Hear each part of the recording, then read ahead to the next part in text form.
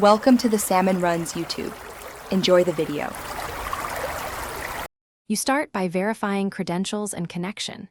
Enter your username or email and paste the password to prevent typos. If that fails, request a reset. Next, check Roblox server status and run a quick speed test so you know whether the issue is local or remote. Once done, disable VPNs, proxies, and strict firewalls or ad blockers because they often block authentication calls. Make sure you use a stable network and try logging in again immediately. You now focus on the device and application.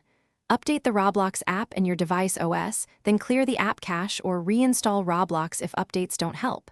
If you still can't sign in, try an alternate device or use an incognito browser window to isolate extension conflicts.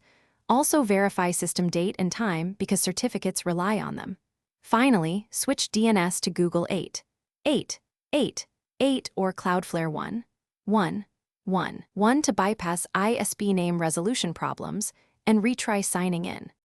You finish with account-focused fixes and escalation.